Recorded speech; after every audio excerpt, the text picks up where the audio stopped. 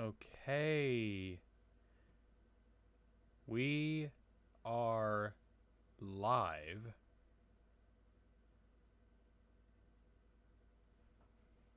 Hello, everyone.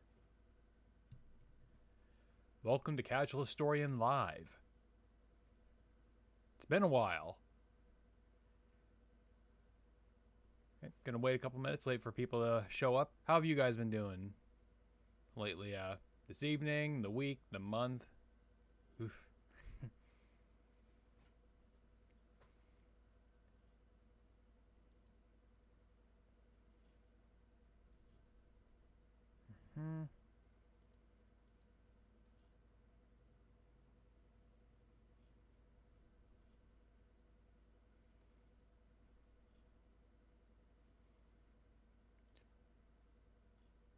All right, we all doing good? Can you hear me?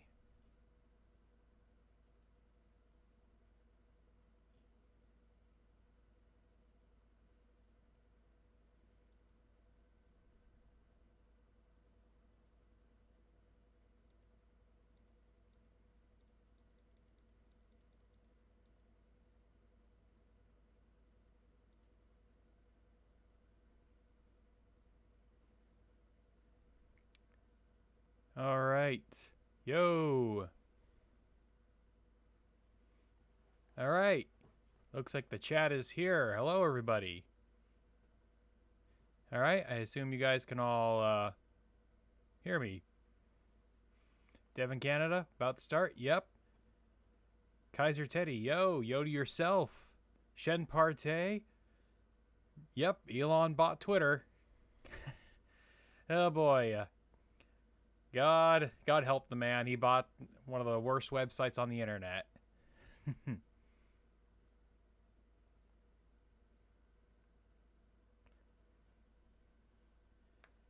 Love smoking ducks. Hey yourself. All right. Sounds like people can hear me. Devin, Canada, working hard. Really tired. Been reading Philip Melanchthon, John Huss, Augustine, and Augsburg Confessions. Have to work a lot. Yep. Good theology right there. Got some good Lutheran and Augustinian theology there. Robert King, I don't remember subbing to you. I don't remember you subscribing, but then again, I don't see most of the people who subscribe, so welcome. ASMR Nature Cat, yo yourself. Maz 7006, Lebanese series was nice. I am Lebanese. Well, I'm glad you enjoyed it. Maz. Kaiser Teddy, are you following the Brazilian elections? I am not. It's like, elections in the United States bring me enough existential dread. I don't need to follow what Brazil's doing. So yeah, I'm not caught up on what's going on in Brazil.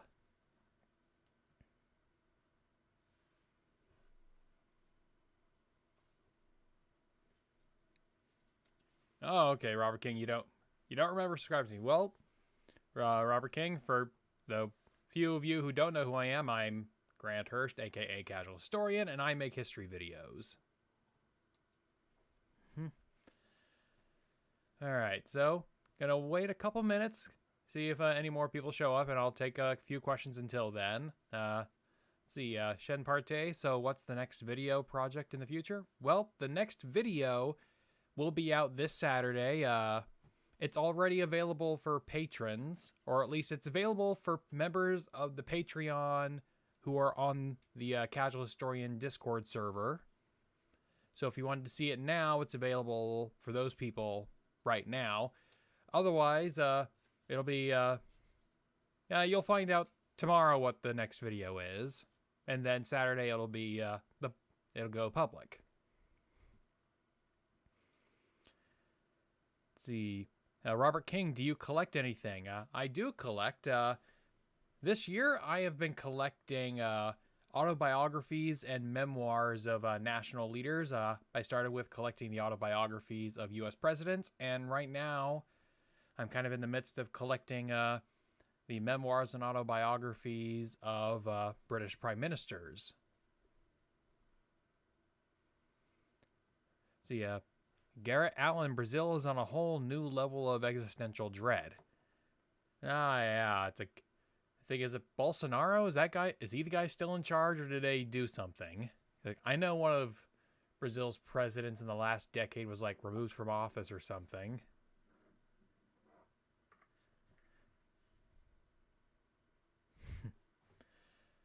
But yeah. See, Devin Canada, I know you liked Victoria too. Are you planning on testing out third or going to be too busy? I don't know if I'm going to go for Victoria 3. It's like, I've been really busy video stuff, and I got back into Warhammer a couple months ago, and so like I haven't even been like, Minecraft used to be the game that I would, you know, like kill time with, but now it's become more Warhammer, and so I've been doing a lot more model building and painting and whatnot. So that has been my hobby game for a while now.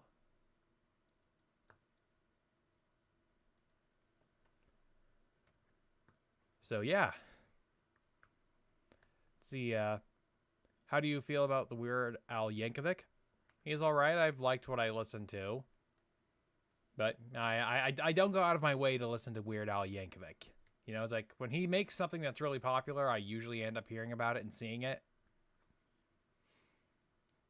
Yee. Let's see. Bolsonaro is currently in office, still in office. The other president you were thinking about is Dilma Rousseff. That's Rousseff. Yeah, I think she was the communist guerrilla or something like that. But yeah, so American politics have been existentially dreadful enough. I don't need to worry about another country's existential stuff. And elections are that Sunday, huh? Thought on Ted Kaczynski? He's the Unabomber, right? The guy who's just, you know, the Industrial Revolution and its consequences. Yeah, I'm not a fan of terrorists. I'm not a fan of terrorists, regardless of the cause.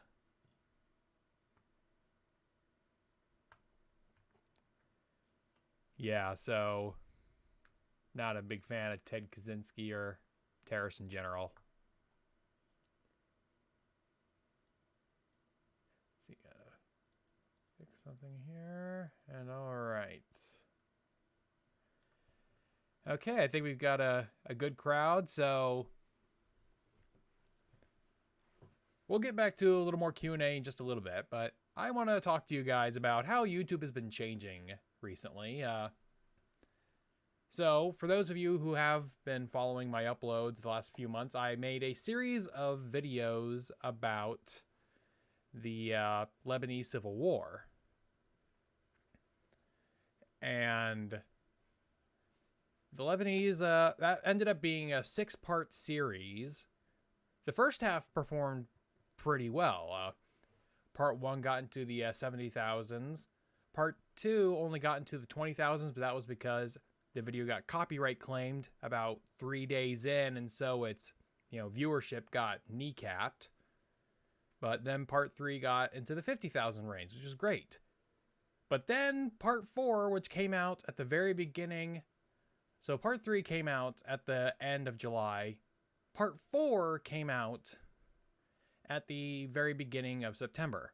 It was supposed to come out at the end of August.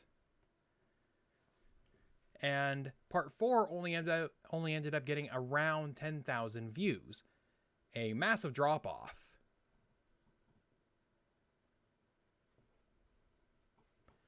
Yeah, so I didn't exactly know what was happening, but in late August, when I was trying to upload part 4 of the Lebanese Civil War series, which was about the American intervention into Lebanon, you know, so when Reagan sent in the U.S. Marines, I had to re-edit that video like a dozen times. I exported that video over a dozen times from Premiere Pro with varying levels of censorship, and you guys ended up seeing one of those censored versions, the one that had, you know, like various amounts of stock footage of kittens, or no, that one was puppies, yeah. stock footage of puppies playing because YouTube kept age restricting and demonetizing the video. And I was only able to avoid age restriction and demonetization by, taking out so much footage. It was a real mess. A real mess of a situation. And I wasn't exactly sure what had happened, but then I heard about a kerfuffle that happened on YouTube back in August. There's this one creator, I can't remember his name. I think he was black, and the only reason this is relevant is because this guy had a video. He was a gaming channel, and he had a Let's Play of some game that had a violent scene in it, and his video got demonetized and or age restricted because of that violent scene. Well, he got upset about this and went around YouTube looking at other people who played the same game and had the same scene in their videos and saw that they weren't getting demonetized. In particular, he looked at the big channels like Markiplier and Jacksepticeye, and he accused YouTube of being racist. Saying, "Oh, you demonetized me for this same thing that you're letting these big white creators get away with." When in reality is that they were probably getting away with it, because they were big rather than because they were white. But that's beside the point. So my suspicion is that this incident resulted in YouTube doing what it usually does, which is overcorrecting on an issue. It's like whenever YouTube gets publicly accused of something bad, they have to prove to the public that they take this problem seriously. And the only way they know how to do that is by overcorrecting a problem. So it's like, well, we demonetized one creator for violent content in their video. Well, we need to show we take this criticism seriously by, going after everything. And after that point, which happened about mid-August, videos became a lot harder to get approved. I had to re-edit them so many times, and once they did get approved, monetized and not age restricted, they performed very poorly after that. It's like, now, granted, by the time I put out the 4th Lebanon Civil War video, people, I guess, could be losing interest over time. That's very possible. But you wouldn't see a dip from 50,000 views to like 10,000 views. That is way too big of a dip in that short of a period of time. If this was simply a matter of people losing interest in the subject, it would have been a bit more gradual. Part 4 would have had like 40,000 views, and then part 5, 30,000, and then part 6, 20,000. But no, it dropped to 10,000, then to 5,000, then to like 3,000. So my suspicion is that this incident resulted in that complaint resulted in YouTube deciding to overcorrect for violence issues. And because of that,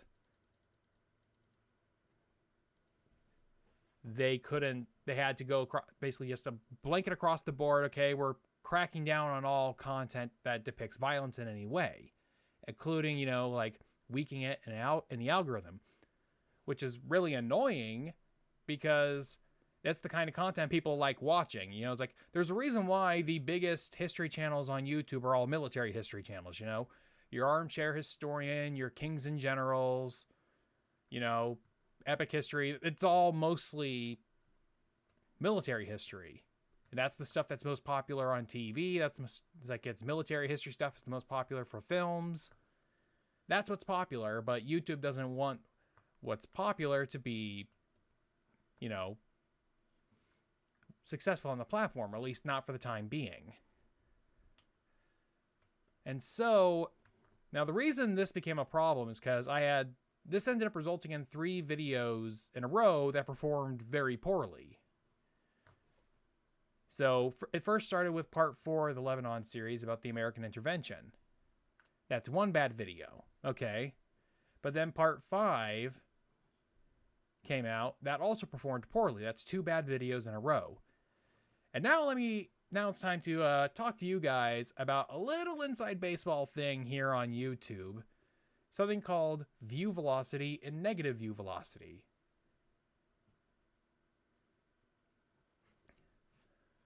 So, view velocity is basically a concept of how fast is a video gaining views. So it's like most videos are gaining views at some rate, but how fast they are gaining views is view velocity. Well, negative view velocity is sort of talking about how bad performing videos can affect future videos. Now, here's some more behind the scenes stuff. So I don't know how many of you have ever uploaded a video to YouTube, but when you're in the back end, you have access to a number of features. You can pick a title for the video. You can add a thumbnail. You can add tags to the video as well. This is all referred to as metadata. And metadata is what YouTube uses to try and find a new audience for a YouTube video that's brand new. A video that has just been uploaded, 0 views, 0 watch time. YouTube needs some way to find out who to share this video with. And one of the ways it does that is by grabbing the metadata from the video. Its title, its thumbnail, the tags. Well, it has additional sources aside from that. And one of the additional sources is the channel itself and who has been watching the videos. Well, if a video performs poorly, the next video has a harder time to make up for that poor performance because YouTube's thinking, well, if this person's own audience doesn't want to watch their videos, then why should we show it to any new people? And that's where negative view velocity comes into play. Negative view velocity usually comes into effect after 2 poorly performing videos in a row. First poorly performing video, it's like, okay, well, maybe you just had an off day. Maybe it's just a bad topic. We'll give them the next video. The next video performs poorly again. It's like, well, this person's having trouble even getting their own subscribers to watch videos. If their own subscribers don't want to watch their own videos, why should we waste our time and resources sharing that video with others? This is what happened to my last few videos. Parts 4 and 5 of the Lebanese Civil War series ended up performing very poorly, which made Part 6 perform even worse. By this point, by the time Part 6 came out, I had not realized the negative view velocity had taken into effect.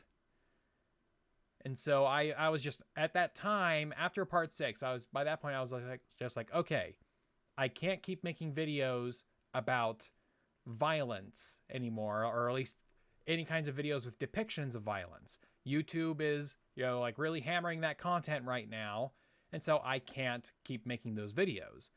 And so I thought, okay, I'll just move to something else. And so I decided to make a video about some economic history. That being my video about how FDR abolished the gold standard and then later brought it back. This ended up being kind of a very bad decision on my part, because although it definitely comported with YouTube's current, anti-violence agenda, its anti-violence initiative at the moment, it did not comport with what the audience wanted. And it was very clear the audience did not want videos about economic history, and I should have known this. I've made videos about economic history before, and they typically don't perform super well.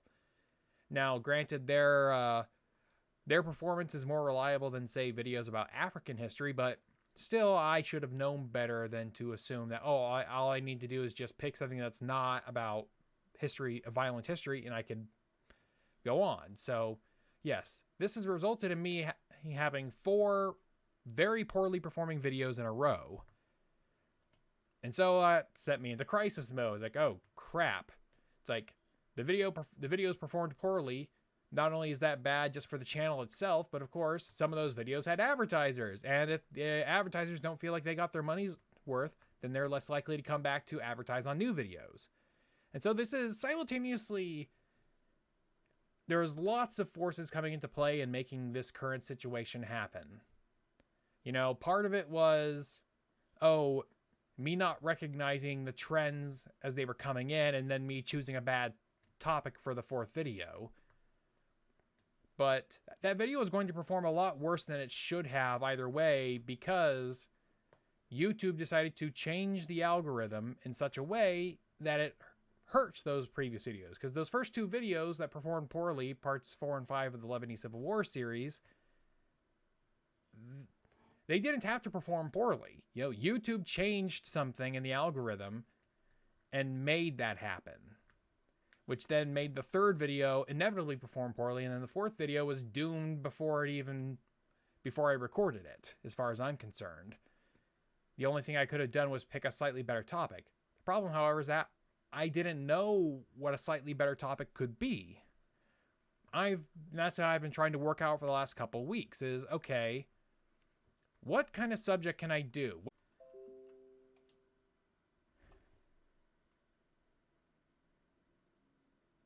Okay.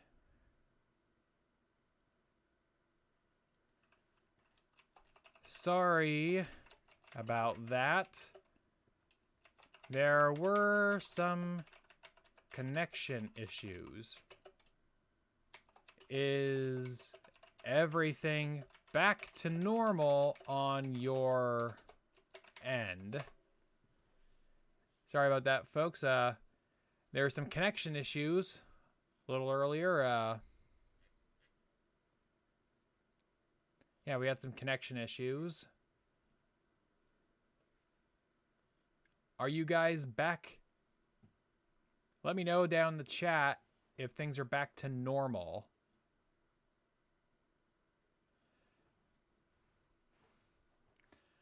Okay, good. It looks like the stream is back up. Yeah, something was going on. So I don't know when you guys stopped hearing anything. But suffice it to say,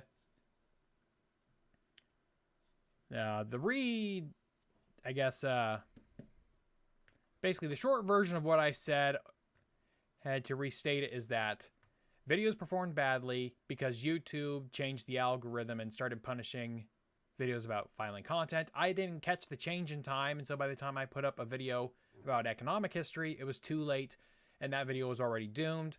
But I probably could have picked a better topic that would have done less bad.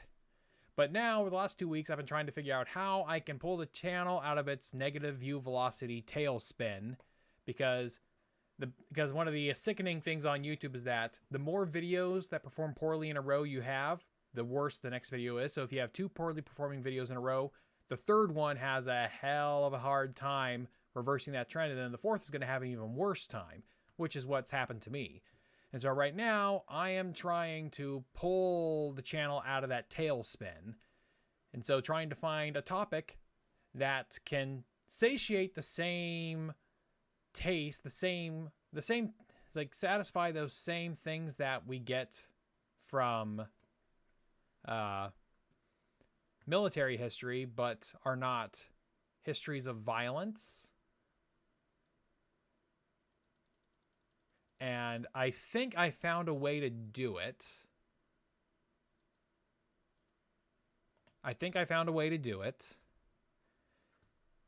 And I think what I'm going to try to do is I'm going to try to do diplomatic history.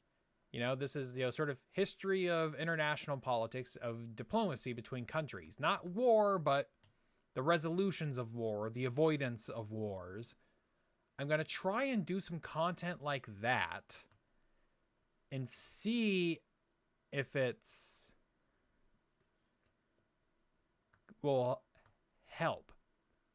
Because see if that'll perform better than economic history. Because clearly, as much as I love doing economic history, and as much as I know a core segment of my audience really enjoys the economic history stuff I do, I can't make money off on a video that barely gets 3,000 views in 2 weeks.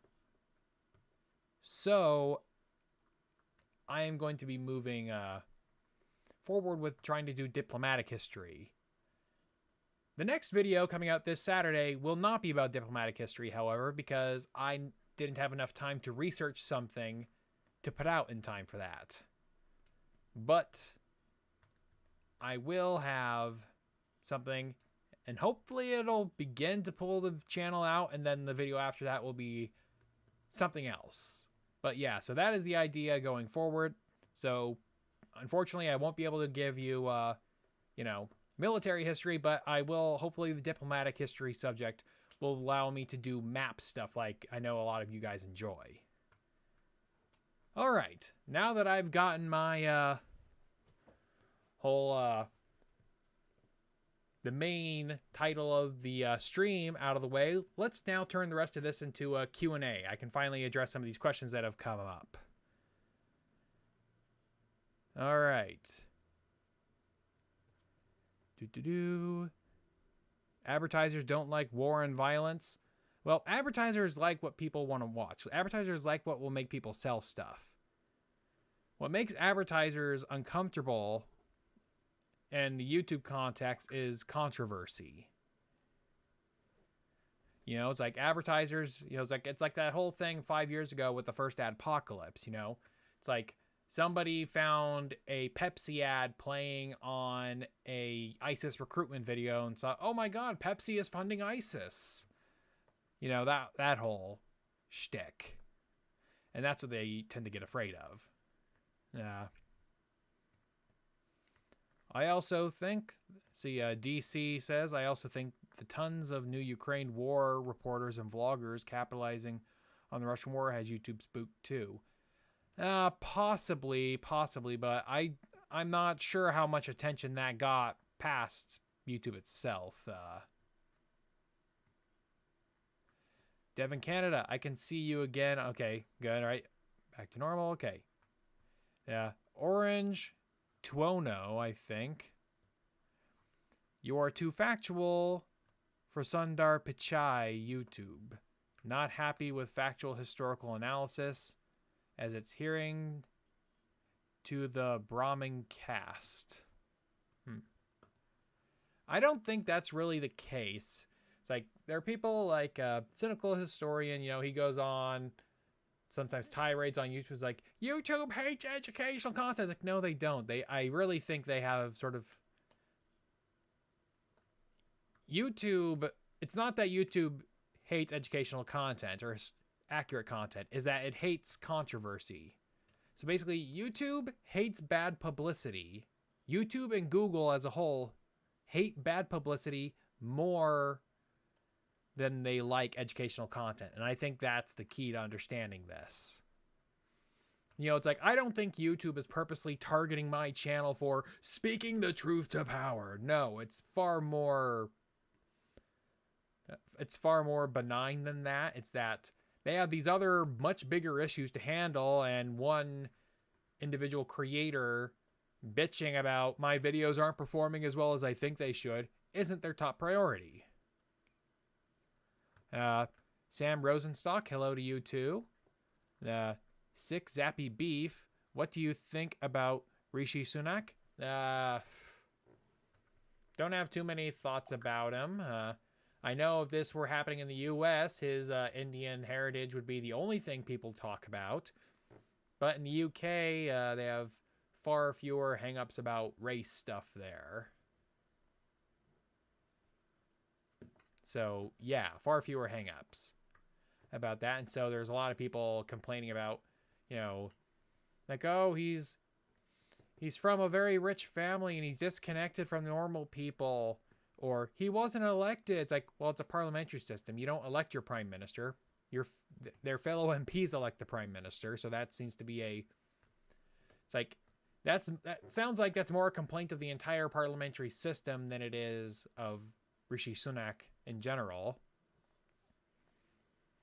Though there are people complaining that, like Boris Johnson was elected, in 2019, he led the Conservatives to a victory in 2019. And so that was legitimately voted. And then of course he got succeeded for a hot 45 days. And now Rishi Sunak. Yeah. So, I remember back when the leadership race was happening, I thought Sunak was going to win, or at least that's what all the reporting I had seen made it sound like. And it looks like he eventually did. So, yeah, I have no idea. I wish the best for him.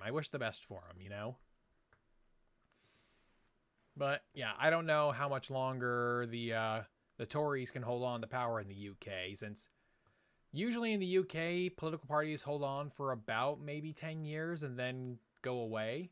Though they can hold on for longer, like Thatcher through, I think Lee Major, Ted Major. Hold on, I got his biography on my shelf. John Major. Yeah, so Thatcher to John Major lasted from 79 to like 97. So, you know, like 18 years. And then, Tony Blair through Gordon Brown lasted 13 years. So, you know, they can last a while. They can last a good while. So, you know, I hope the best for them. Let's see. Jessica Johnson asks, I'd love to see you make a video on American-British relations post-Revolutionary War. The short answer is that they were antagonistic until about the time of the American Civil War, and it was around the time of the American Civil War that they started having much better relations.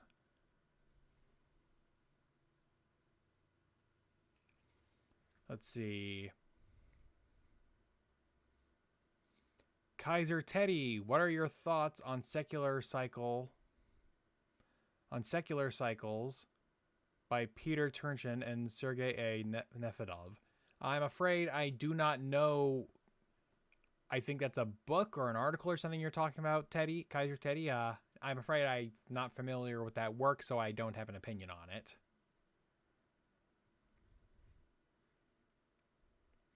Let's see.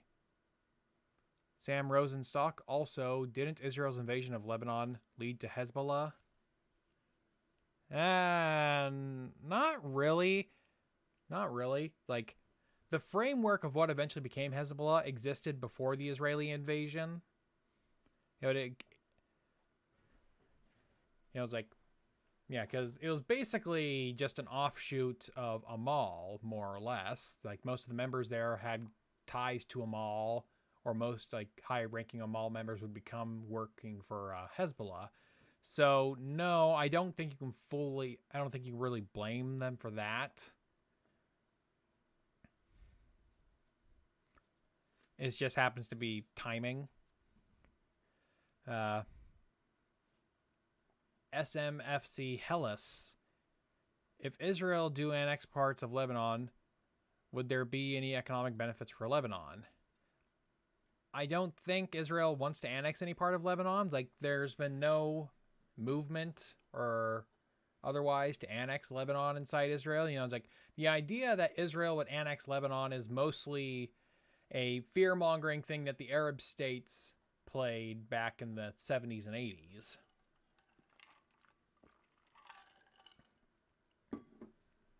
You know, this is the infamous, you know, North Bank rhetoric that the Saudis and Syrians played. You know, it's like, oh, Israel is going to turn Lebanon into the North Bank.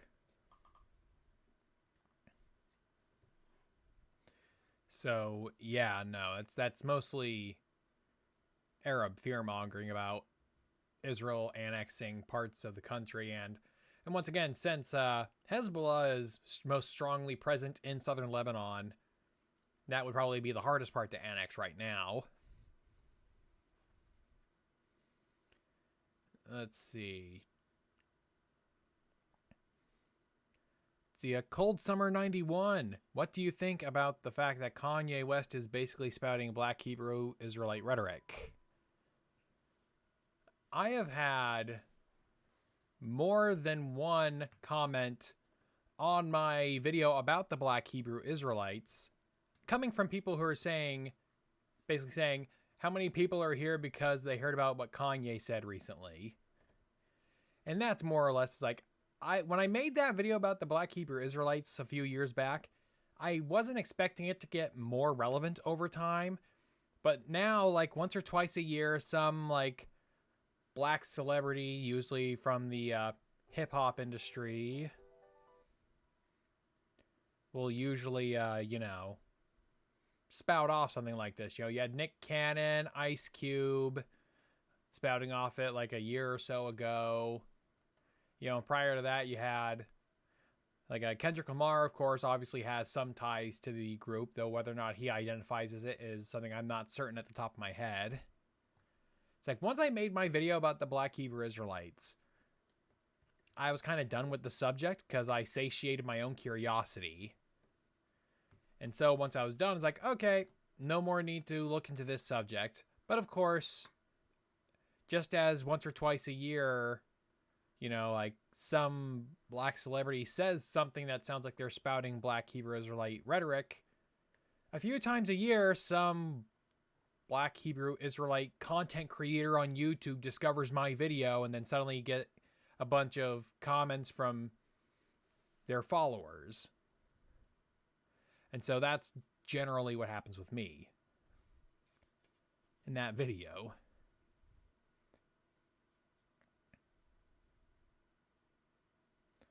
See, Kaiser Teddy, it's that book that What If Alt History loves.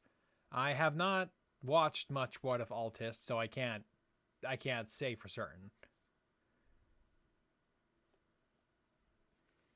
Renok, just wondering, when is the next anti-commie watch party happening? Do you know? I don't have it set, but I'm hoping to get a regular streaming schedule set up by the end of the year. I'm thinking possibly last Thursday of the month, but, you know, I'm open to changes as needed. But, yeah, that's the thing I'm hoping to get established, hopefully by the end of the year. So whenever the last Thursday of November is, let me look. The last Thursday of November is November 25th. Or no, sorry, November 24th. I don't know if that's Thanksgiving. I think Thanksgiving is supposed to be the third or fourth Thursday. So, yeah, if that's Thanksgiving, then I'll probably do it the day before that. But, yeah, I might do it then. I don't know yet. Let's see. Kaiser Teddy, how are Saudi Israel? Again.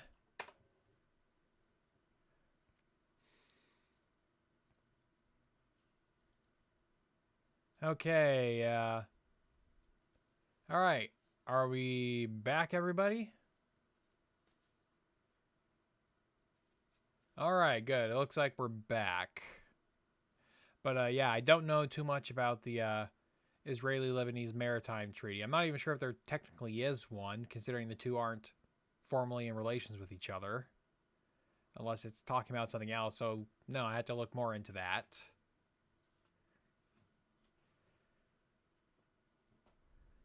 All right.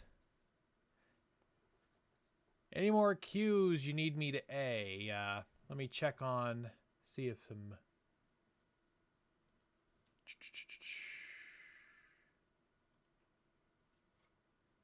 All right.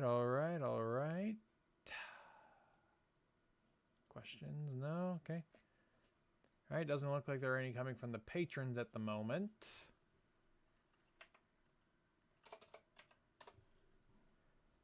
All right. See, Drew Duncan, is YouTube making BS claims on your channel? If by BS claims you mean like BS copyright claims, not really. Most of the ones they tend to get me on, I feel like, are pretty fair. At the very least, pretty fair in that I didn't work hard enough to find ways to evade them.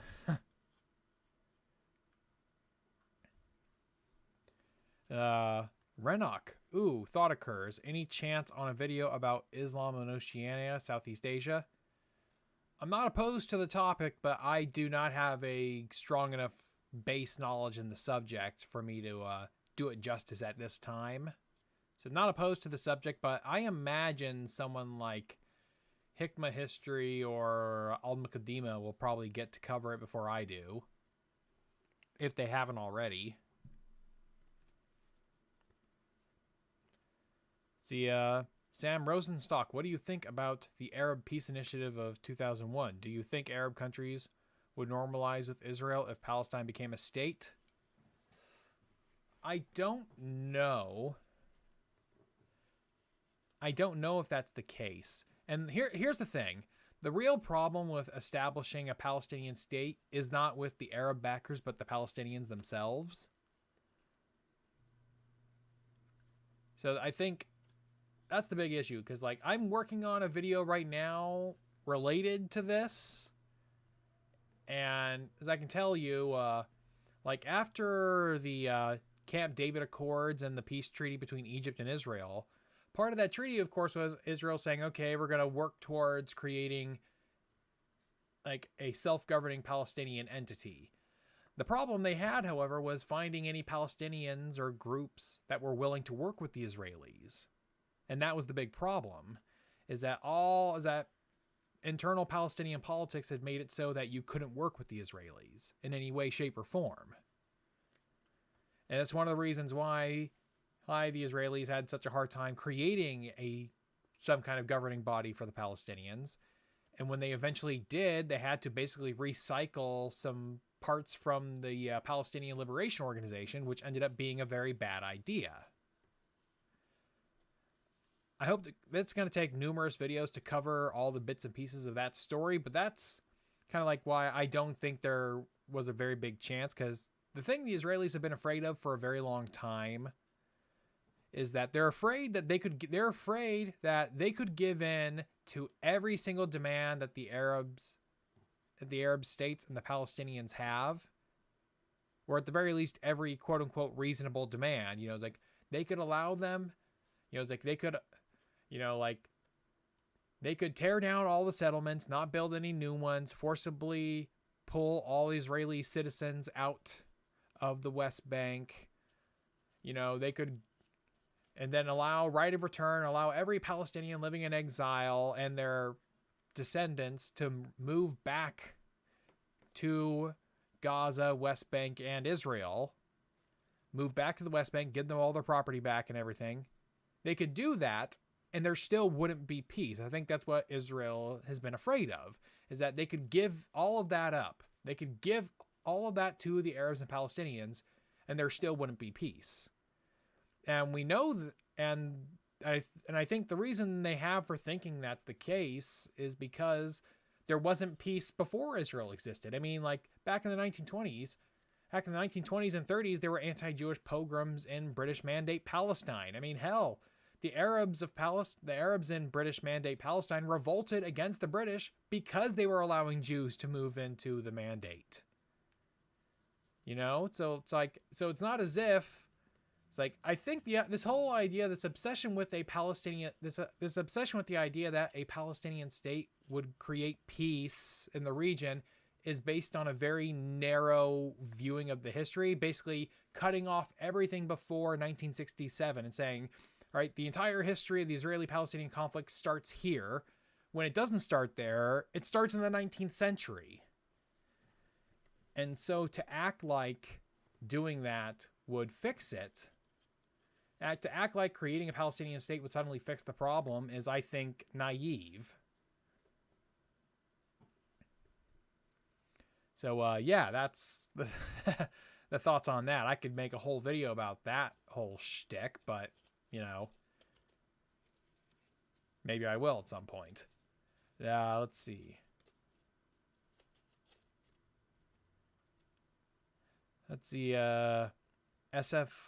SMFC Hellas, the Aegean Sea dispute between Turkey and Greece. Not familiar with that particular dispute, but it doesn't surprise me at all. It sounds like a dispute that they're probably having. Sick Zappy Beef, opinion on Neo-Malthusians. Neo-Malthusians are as misguided as the original Malthusians.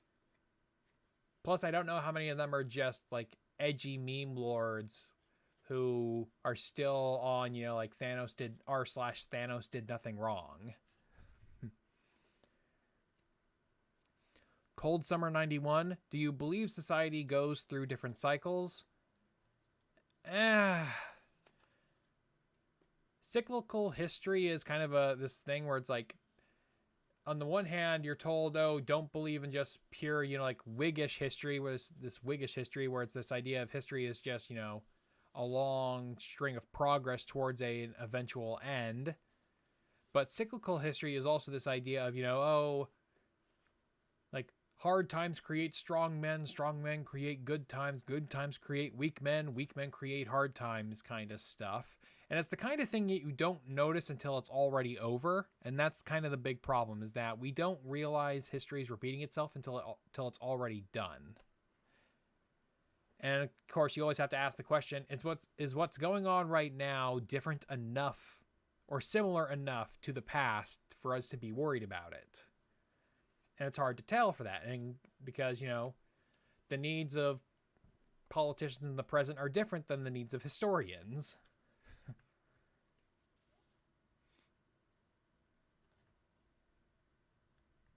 Kaiser Teddy, I lost the part where you explained the Saudi-Israeli relationship. Okay, that's what you were asking before. Okay, yeah. So I have not explained the Saudi-Israeli relationship because it's, one, I wasn't understanding that's what you were asking earlier, but also it's complicated. It's like the Saudis don't recognize Israel currently, but a lot of their close neighbors do, with things like the Abraham Accords. And so they're in this weird, so I think the Saudis, I think of all the Arab states, Saudi Arabia will be one of the last to recognize Israel if it ever does, simply because it has a sizable Palestinian population within its borders, but also it also has some of the most theologically militant Islamists. And so that's going to make it really difficult for them.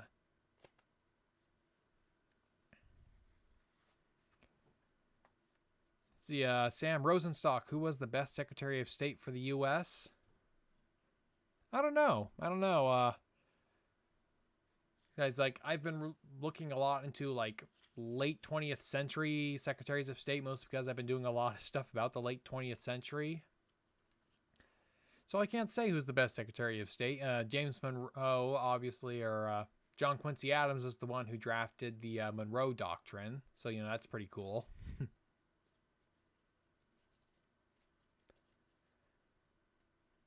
See, Dr. Khan blog. What about arguments against Israeli settlements in territory designated for the Palestinians?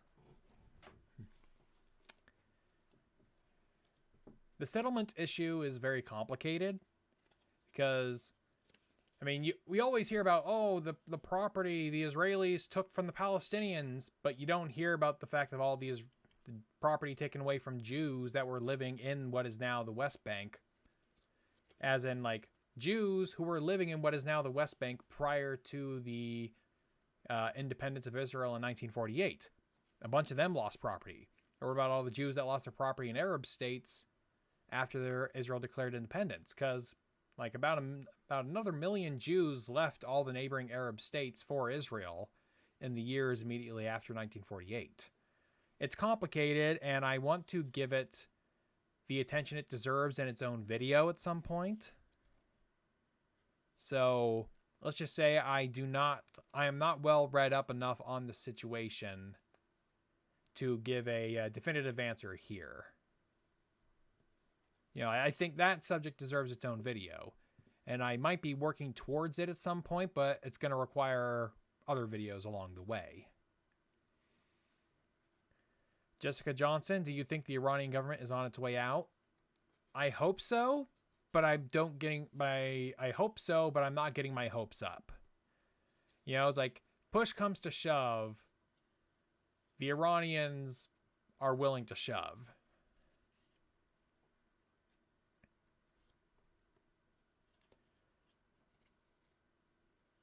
See, Drew Duncan, the channel called The Memory Hole has some pretty interesting history on certain topics that I'm interested in watching the channel. Let's see, Memory Hole. The name sounds familiar, but I don't know if I've seen anything they've made. Let's see, SMFC Hellas. This dispute goes back as far as the Ottomans. Okay, yeah, the Greek-Turkish dispute in the Aegean. It doesn't surprise me that something like that exists. It's just kind of something you assume. Let's see.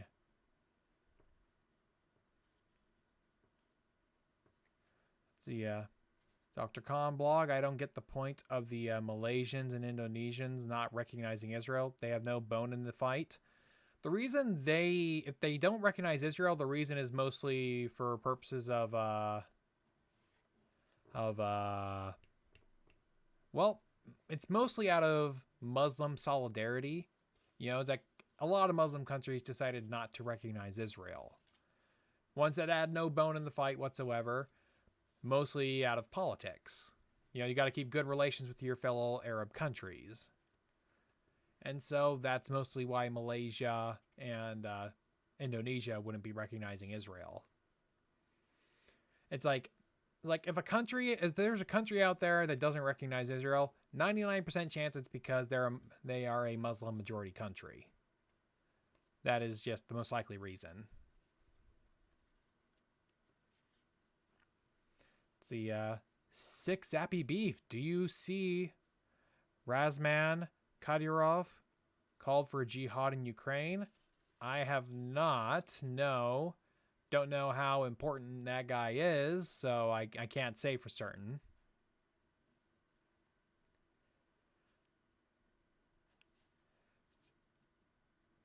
All right. Got any more questions here? Did I miss anything here? All right, nothing from the patrons on Patreon or in the Discord.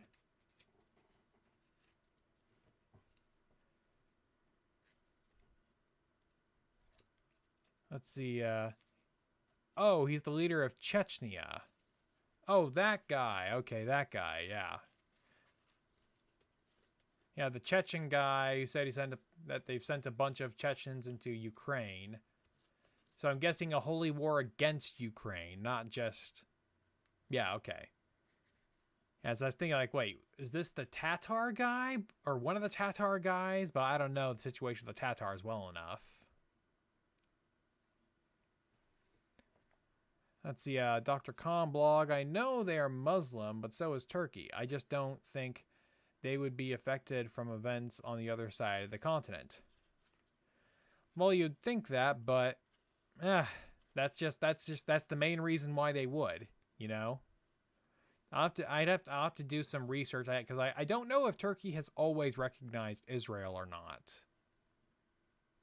I don't know if they've always recognized them. But yeah. See, Kaiser Teddy, also, why didn't the Soviet Union like Israel? There's a few reasons why.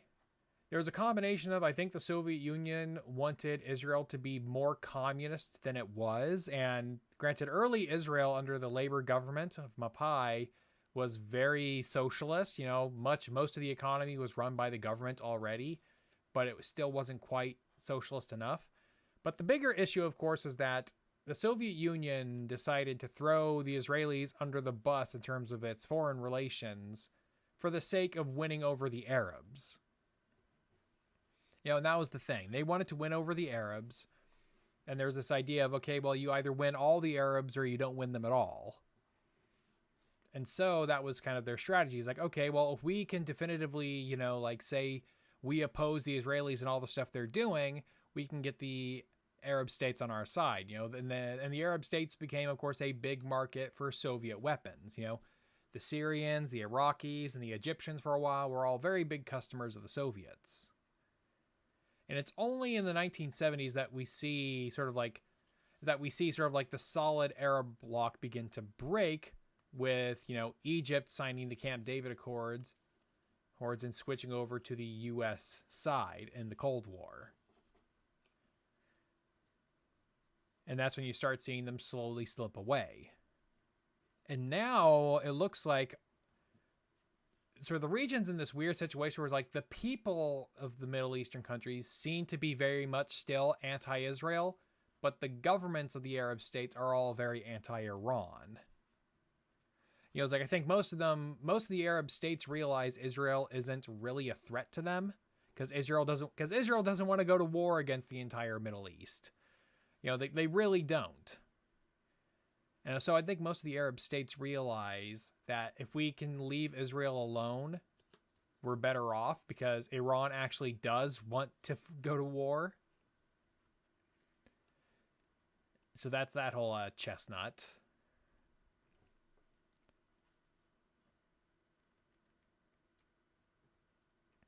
So yeah, Cold Summer 91. What do you think the Irish had a positive Why do you think the Irish had a positive reaction to the Queen dying? Well, here's the thing. There's Irish people online and then Irish people in real life. Online people, you know, it's like when you go online, you'll find the most extreme of any idea you can think of because, you know, on the internet, no one knows you're a cat. So that's kind of why there. But also there's a complicated history, you know, like I think it's mostly because the Queen is like the symbol of the UK. You know, prime ministers change, you know, like you know, the Queen Elizabeth had a lot of prime ministers, but they had only one queen for most of the 20th century. For the entirety of the last century. So, you know, that's kind of what's going on. And so the Irish people online who are mostly, so when you see the Irish people online who are, you know, cheering about Queen Elizabeth's death, those were mostly like Irish leftists. You know, so they hated the Queen because they were leftists and then they pretended that their Irishness gave them extra reason to hate the Queen.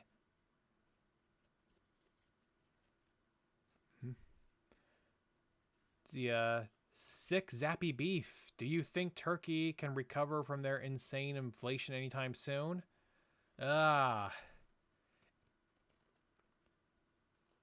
It would require. I think Turkey recovering from it would require more political sacrifices than I think Erdogan is willing to make. Because, like, kind of like a look at Jimmy Carter. You know, it's like Jimmy Carter had a inflation problem, of course, back in the late 70s. It wasn't as bad as Turkey's is now, but still bad. And he had to face, he came to the conclusion where it's like, well, you have a couple options. You can either let inflation get worse, but maybe win re-election.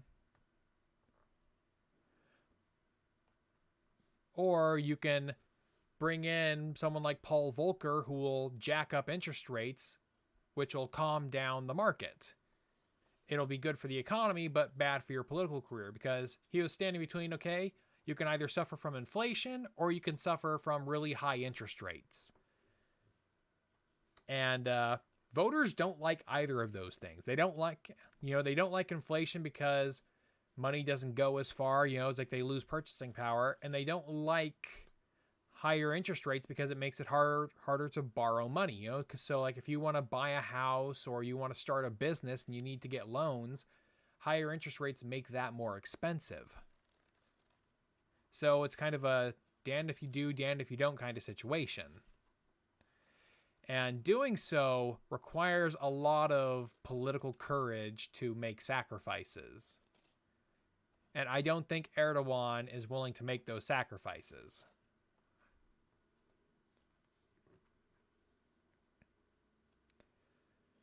See, any thoughts on the strong U.S. dollar and the economic impact it has on global trade? Well, the U.S. dollar is kind of the global reserve currency. As much as many countries like China might hate it, it's still the global reserve currency. You know, it's like there are very few places in the world where they won't accept a U.S. dollar. And that's ultimately why it's really strong. And something that tends to happen is that whenever the world is on the brink of like armed conflict, the value of the US dollar tends to go up whenever there's like active warfare, especially between like states. And since we see that going on in Europe right now, that's been a booster to the value of the US dollar, which is why it's a great time to like take a trip overseas if you can afford it. You know, like places that were once really expensive to go to, like the UK and Japan, are now a bit cheaper. Renok, with the sanctions and economic alignment going on, do you think we're looking at the beginning of a new East-West Cold War? I don't know.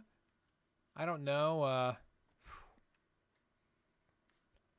It's like Russia right now, I think, is running on fumes. And so I don't know how much longer they can go on. They have the manpower and resources, like material resources, to keep going on in Ukraine. But it's going to be a matter of, do they have the willpower? And that's, I think, is ultimately what's going on for both sides, is that whichever side loses the will to fight first will be the losers.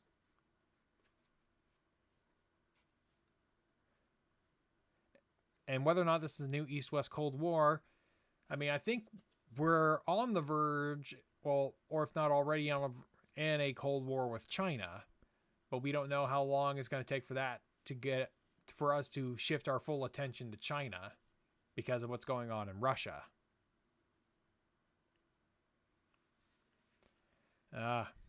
Rosenstock, did the French Revolution happen because of the Enlightenment? Or would France have been better off with a constitutional monarchy?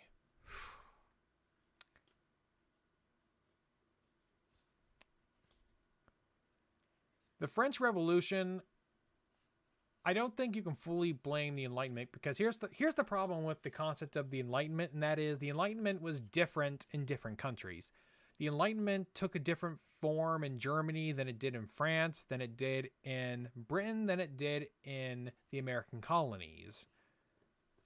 You know, it's like, so the French Revolution took its shape because of the nature of French society, government, and politics.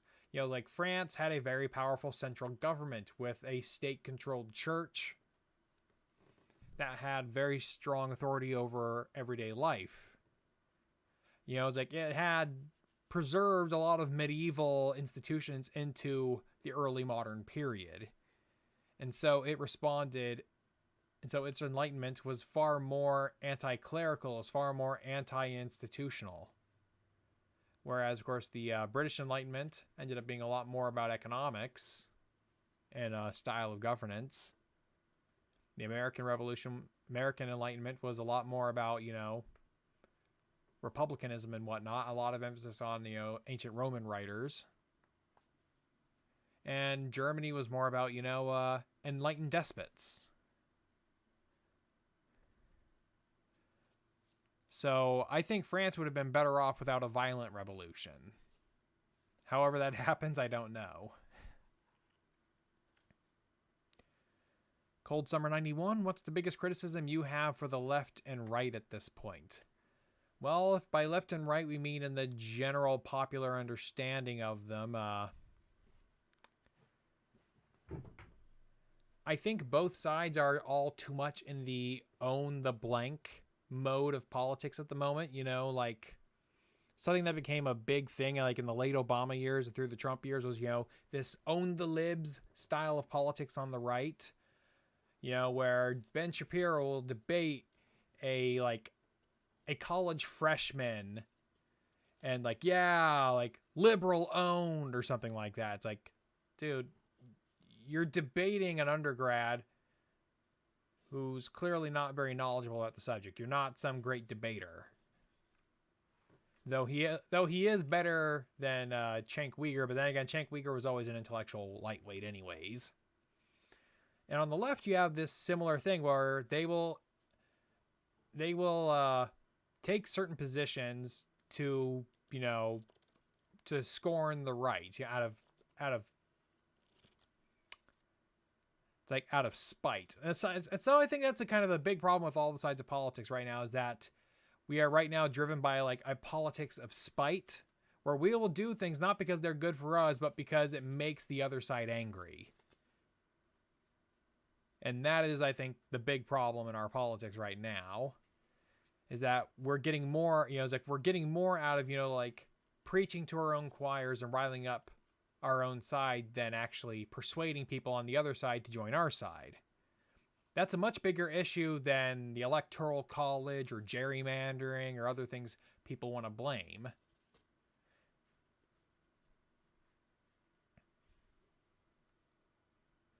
So, yeah.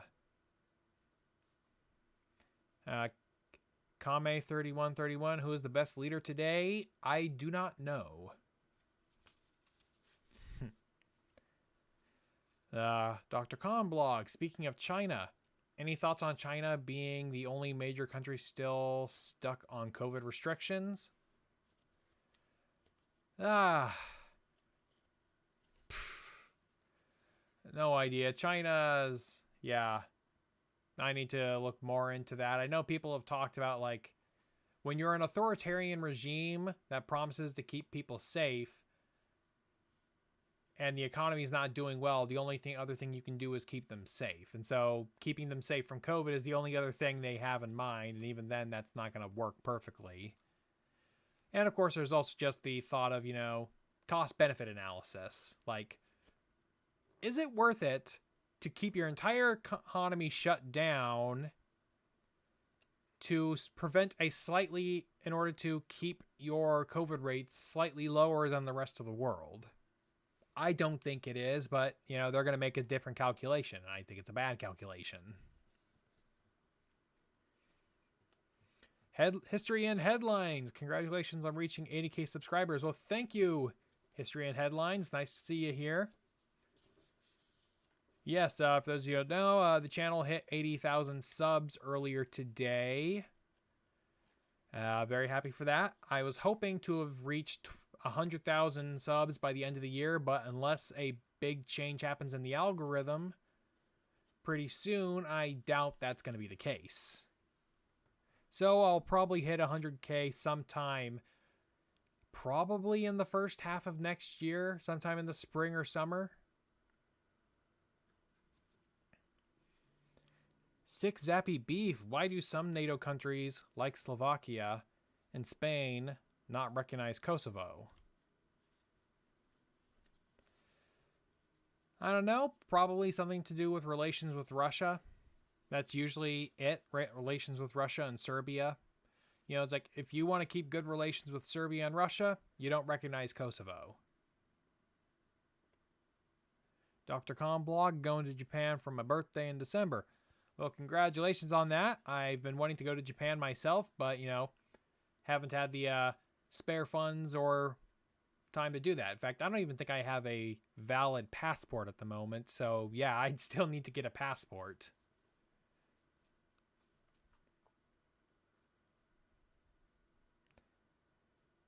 Drew Duncan, what's been happening with the Bank of England in this time we're in now? No idea. I have not kept up with what the Bank of England is currently doing. I just know it got really upset with Liz Truss for borrowing, for like putting up a plan to borrow a bunch of money to pay for energy subsidies. I haven't dug in too much deeper than that.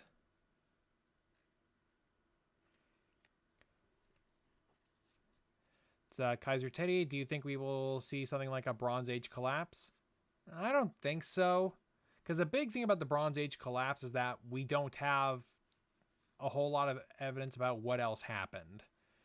In contrast, today, it would take, like, basically, in order for something on the equivalent scale of the in order for something on an equivalent scale to the Bronze Age collapse to happen today, you would need something for, like, the internet to stop working globally for, like, years. And I just don't think that's going to happen.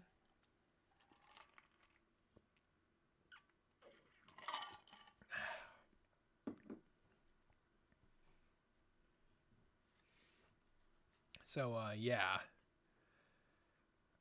Renok, I got a jet early day tomorrow. Have a good night, everyone. Good night, Renok. Pleasant dreams. Good travels and work. Jessica Johnson, Britain has the same problem. Probably. Rosenstock, why do you believe that the Bible is the Word of God? Faith. Next. Kaiser Teddy, do you think Latam can get out of the current red tide by the next elections? Latam, not sure exactly what you're saying. If you're talking about like the red wave in the midterms, I don't know.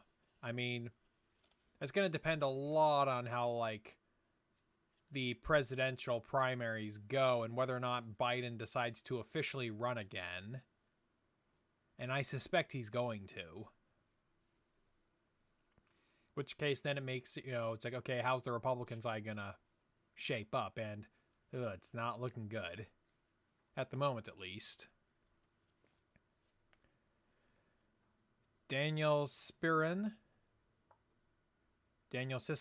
just wanted to say your Lebanon videos were very interesting. Well, thank you, Daniel. Most in-depth look I saw about the conflict. Well, thank you very much. I didn't know much about the conflict going into it, so it was a learning experience for me. And that's something you can probably tell with you might be able to tell with my videos, is that the longer a video ends up being, there's a pretty good chance it meant that I didn't know too much about the subject beforehand. And because of that, it ends up meaning like I don't know what exactly I should talk about in the video, so I'm just going to talk about everything. Or at least a lot of the stuff, enough of it to make sense. And that's kind of how the Lebanon series went, because the Lebanon series I thought was just going to be one video, then it became 3, then it became 5, and then 6. So, it was because I didn't know a whole lot about it beforehand.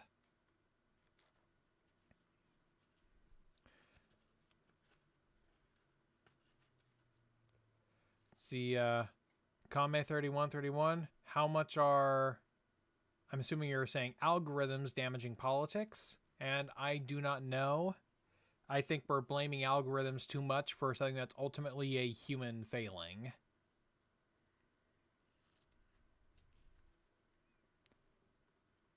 Let's see, Kaiser Teddy's asking about Latin America. Do you think Latin America can get out of the current red tide by the next elections? Red tide, I'm saying, so I guess you're thinking of Latin American governments sort of having a left-wing swing, and I do not know. I don't know. I need to look up more into Latin American politics for me to know something I can comment on it better.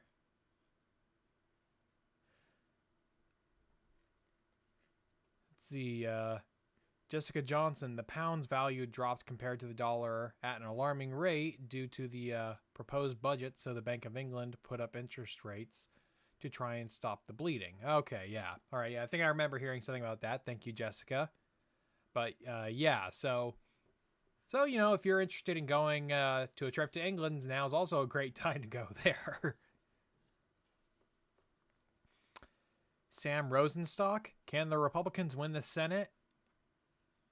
I think they can. It's going to be, it's like there's some surprising races, like, once again, like if you asked a few months ago, I would not have suspected like Georgia for the Georgia race to have been close. I also wouldn't have expected, Pennsylvania to be close, especially with someone like Dr. Oz.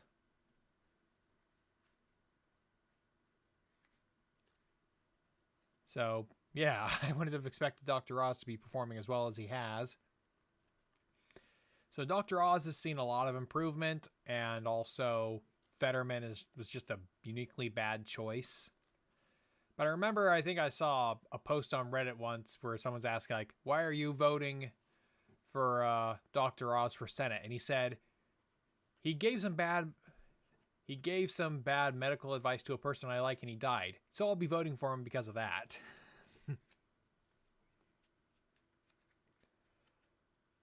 All right. DC, are you a Trump supporter? No. I am not a Trump fan. I did not vote for him in 2016 because I didn't think he was a conservative, and I didn't vote for him in 2020 because he had given me enough reasons to continue thinking that, and I definitely won't be voting for him if he runs again in 2024.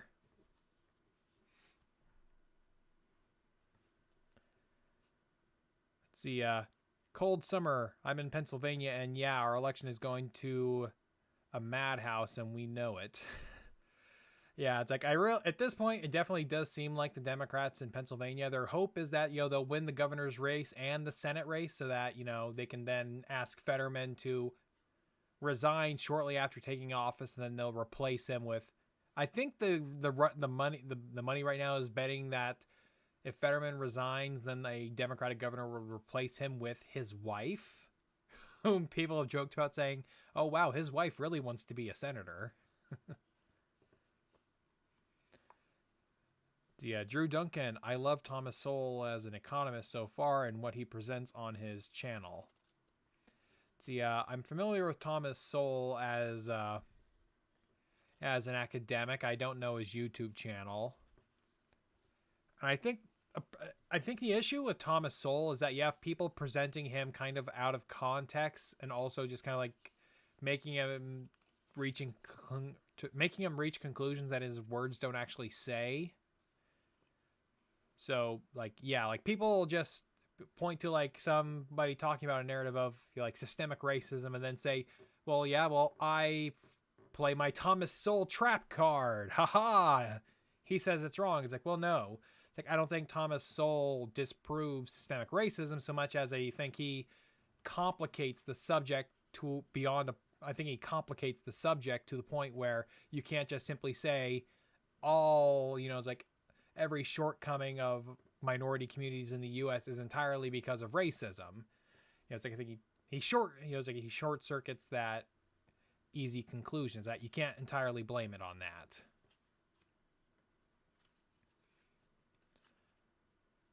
that. Six Zappy Beef. Are you voting third party? Well, remembering my history of elections, I have never voted for a major party's candidate for president in any election since I've been voting. And I've been a registered voter since 2008. So I did not vote for John McCain or Barack Obama. I didn't vote for Romney or Obama. I didn't vote for Hillary or Donald Trump, and I didn't vote for Trump or Biden. The last couple times around, what I usually do is if I don't like the presidential candidate of the Republican Party, I will usually vote. My default policy is basically to do a protest vote for the Libertarian, even if I'm not even a big fan of the Libertarian. Like I was not a big fan of Gary Johnson, but I voted for him in 2016 over Donald Trump. And I wasn't a big fan of, what's her name that the Libertarians nominated in 2020, but I voted for her over Trump or Biden. And I felt comfortable doing that because I live in California. Like California is a one-party state. The Democrats could nominate the reanimated corpse of Osama bin Laden, and they would still vote for that over whoever the Republicans ran. It's like the Republicans could probably run like Michelle Obama, and the Democrats run the reanimated corpse of Osama bin Laden, and the Democrats would still vote for the reanimated corpse of Osama bin Laden. That's how much of a one-party state California is. And so it doesn't really matter. If you're not voting for the Democrat, your vote doesn't really matter. So I feel free to, vote my conscience, or at least feel freer to make protest votes here. If I lived in Florida, Ohio, or I'm not even sure if Florida and Ohio count as swing states anymore, because I think we're seeing a shift in what states are actually swing states.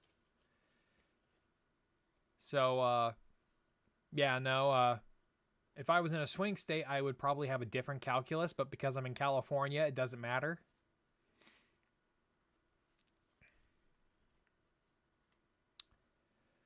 Sam Rosenstock, what's your take on Doug Mastriano being anti-Semitic? I haven't done enough looking into it. I just know Doug Mastriano is kind of a crazy town. He's I think he's a Stop the Steal guy, if my understanding is correct. And if he's anti-Semitic, I don't like it.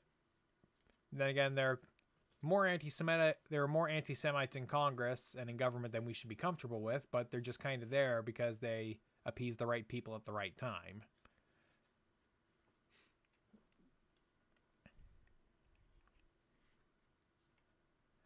See, Drew Duncan. Yeah, I don't think I totally agree with everything Thomas Sowell says on everything, but some things are sort of okay, but other trends I'm not sold. Yeah, so basically, yeah. Thomas Sowell, I think, is very useful in questioning sort of like the orthodox view about like systemic racism. He's like, well, it's actually a lot more complicated than this, because if you when you look at the broad trends, you see, like, if you look at only the broad trends, you see it looks like systemic racism. But if you drill down into any individual case, you find that there's a lot more going on than simply long-term systemic racism. It's, oh, this person, like, didn't have very good role models in the household and whatnot. But once again, that's, it simply complicates the picture rather than simply debunking the other side.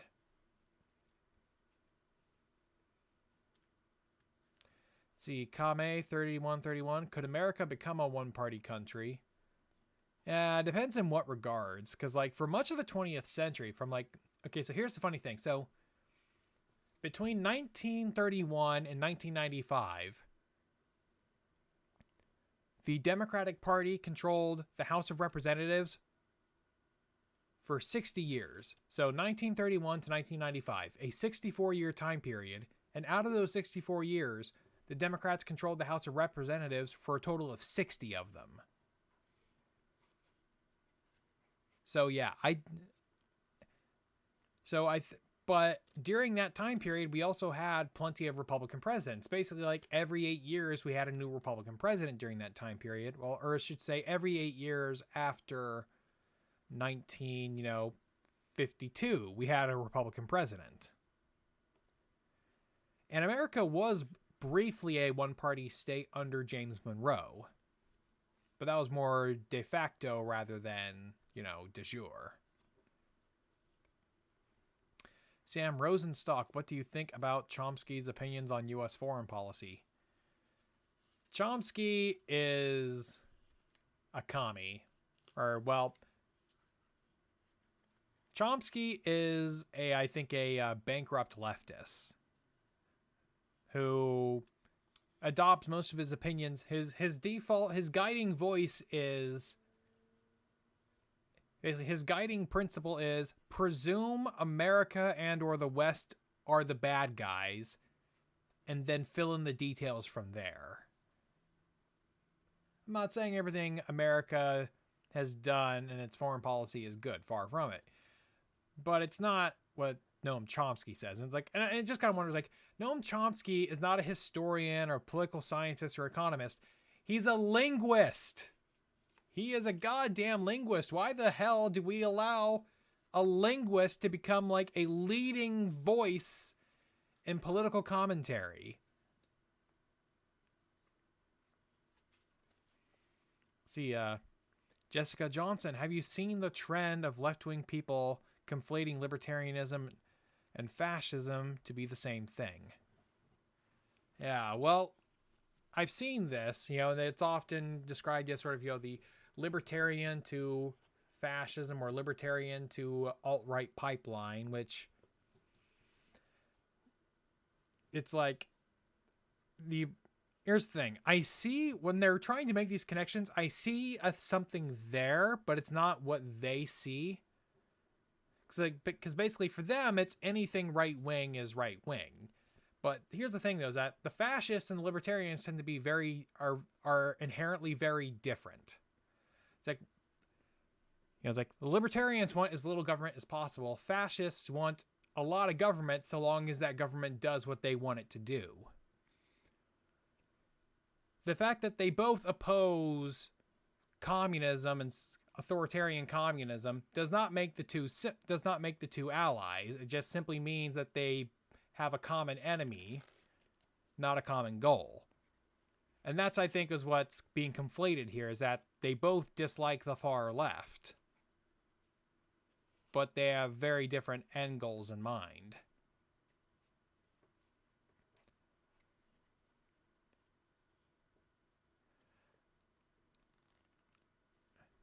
Let's see. Sick Zappy Beef. I don't see anything on Doug Mastriano saying anything anti-Semitic. Mainly just ties to people who are anti-Semitic. That wouldn't surprise me either way. Like I said, I haven't done too much looking into Doug Mastriano or Pennsylvania because I'm not an activist anymore. I was an activist once upon a time, but those days are behind me. Drew Duncan, that makes a lot of sense with Chomsky, with what you said. He lies. He said he's a linguist. Yeah, so Chomsky is a trained linguist. We should not be taking him seriously when it comes to political discourse. Let's see. Kame3131, what books do you recommend to understand modern day America? That's a tough one because it depends on what you're looking for or like what you want to know. Plus, modern day America is such a big thing. I mean, like, imagine somebody trying to write a book explaining modern day anything else, anywhere else. I can recommend a handful of books, it's Bowling Alone, can't remember the name of the author. The Big Sort is another one. Fractured Republic by Yuval Levin is a good one. I think it's worth looking at. Stuff like that.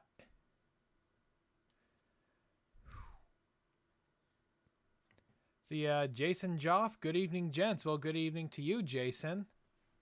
Got any questions or anything to say? Let's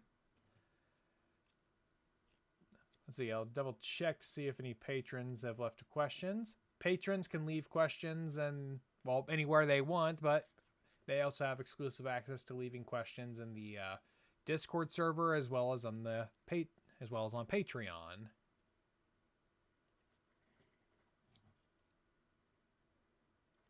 All right. Sick Zappy Beef, do you like Huey Long? No, I do not like Huey Long. Huey Long. Yeah, no, I don't like Huey Long.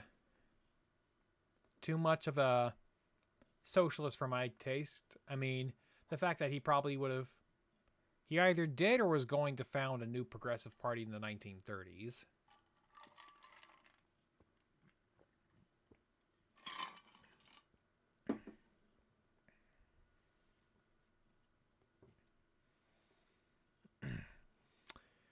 Yusuf Burkani. Hello, maybe you have been asked this already, but I take my chance. Why did you make a lot of videos about Lebanon?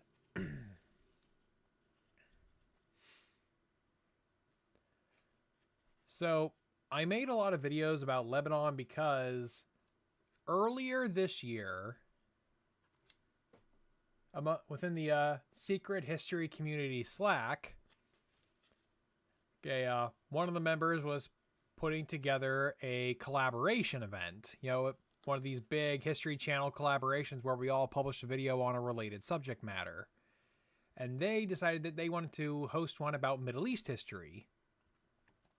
And I decided, okay, I want to do something about the Middle East, but I don't want to but there are several other channels that were involved that might have done like Israeli history. And that's normally what I would have gone to.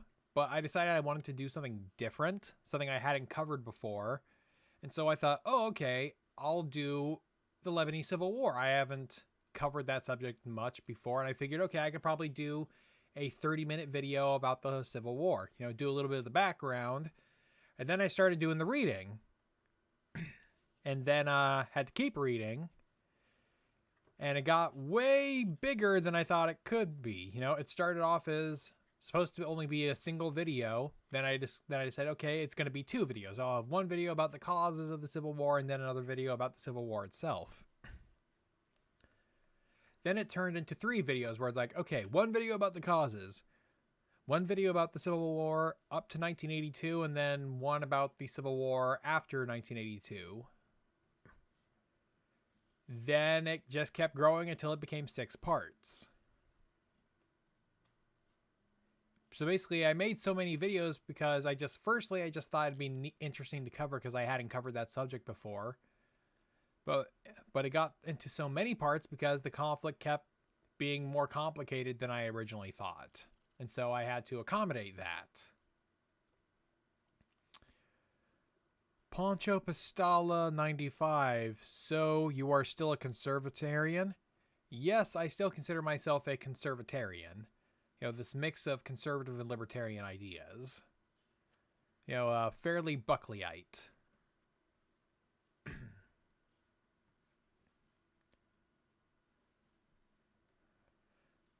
See, Precision, how do I get my channel part of your history collab? and Near Eastern and North African history. Well, Boriga, the best way to do this is to keep making videos. Like, we have rules for who we allow in. You know, it's like they have to be, well, they usually have to be a certain minimum subscriber size. That exactly what that should be varies from time to time. And also we also need, basically we look for people who are already working hard and, you know, and who are trying to regularly put out content. That is usually what we look for. But I'm also not one of the people who approves who gets on and who doesn't. Like, I had to be approved by the people who were there before me.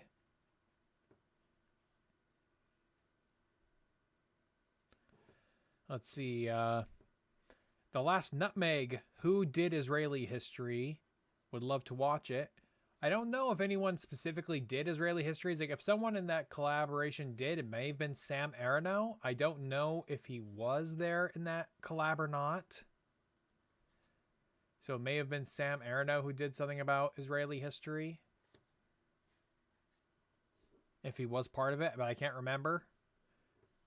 I just know that more of my motivation was I wanted to cover something I hadn't covered before. Jason Jaffe, do you play any games in your personal life? I do. Like, I mentioned this earlier, but I go through various games that I tend to play as like, oh, this is my, you know, like, time sink game. And for a long time it was Minecraft, but I haven't played Minecraft in like a month and a half now. Because like a couple months ago, I got back into Warhammer 40k, and so that's been absorbing a lot of my spare time that isn't being thrown at YouTube stuff. Let's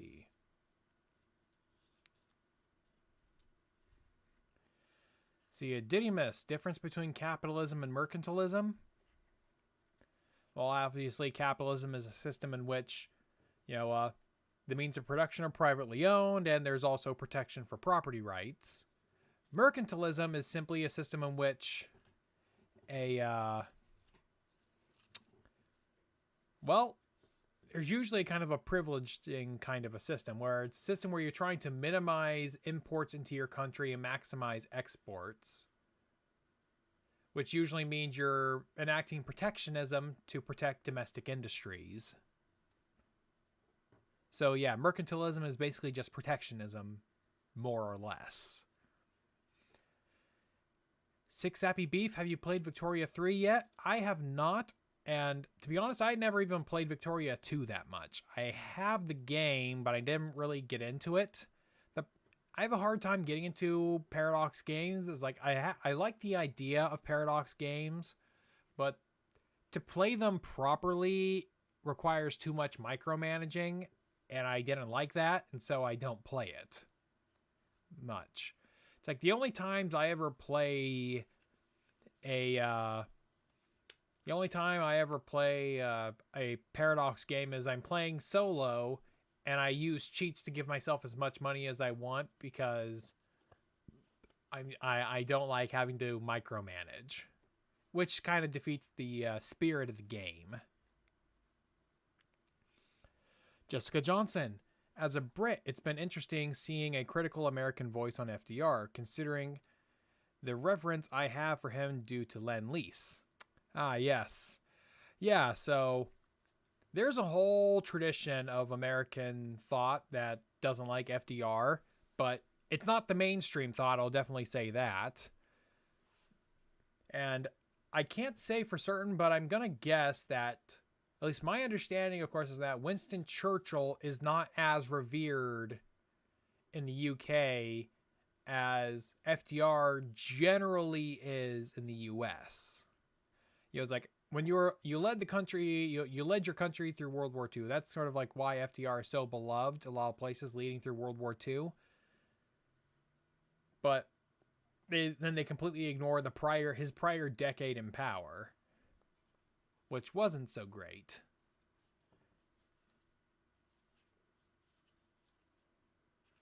Let's see.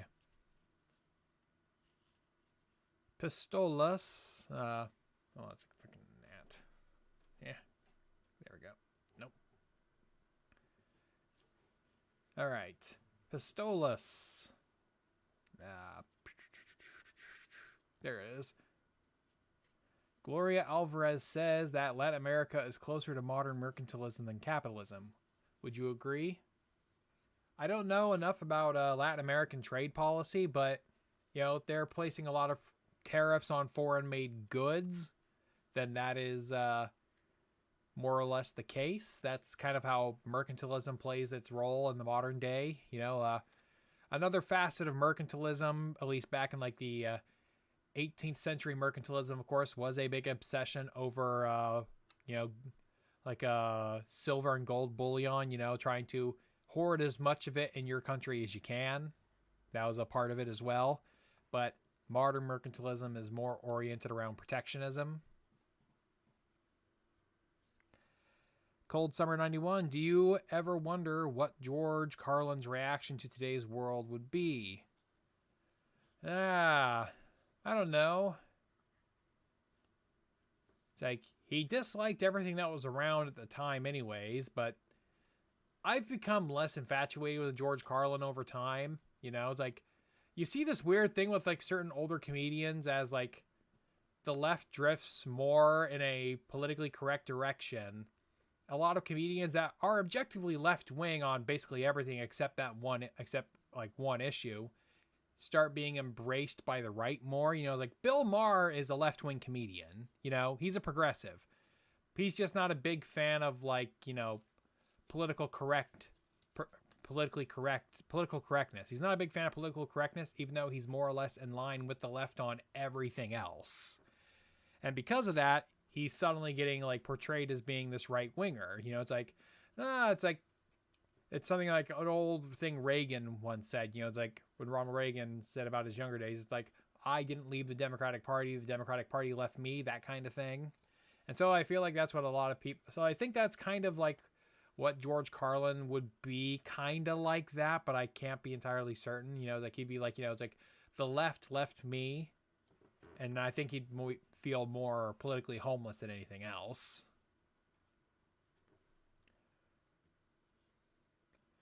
Let's see. Jessica Johnson. With Churchill, it depends on who you talk to. I think he was great, but recognize his flaws, and some people think he was all bad and others think he did no wrong. Yeah, that's more or less, I think, was my understanding of Churchill. My understanding of the British perception of Churchill was it's more complicated there than it is here. Because in America, he is seen as this, fellow fighter for democracy. And the fact that he had an American mother and we eventually gave him citizenship. Pat Buchanan once had this concept of, the cult of Churchill that he talked about, within the neocons. Churchill had this bigger, larger than life figure. We all love a dirty joke from Churchill. FDR is someone who I think is looked higher upon across the spectrum in the US than Churchill is in the UK. But there's a lot of reasons for that. A lot of them I think are not good. That's why we don't question FDR's legacy. And, I want to put out more videos about how bad FDR was. But if economic videos continue to perform as poorly as they have, it's not likely to happen. At least not unless I get a big surge in new patrons who are willing to pay me a bunch of money to make that video.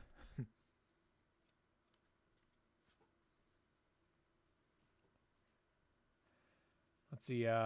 Sick Zappy Beef. What do you think of King Herod? King Herod as in the biblical King Herod? I don't like that he tried to kill Jesus a little prematurely, if that's the King Herod you're talking about.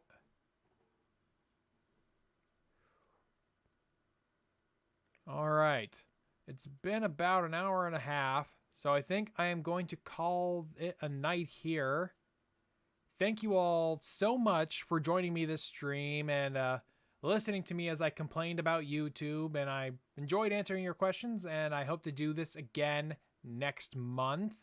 I'll have to double check when Thanksgiving is just to make sure I don't overrun that. But thanks for watching the stream, and keep an eye on your subscription feed.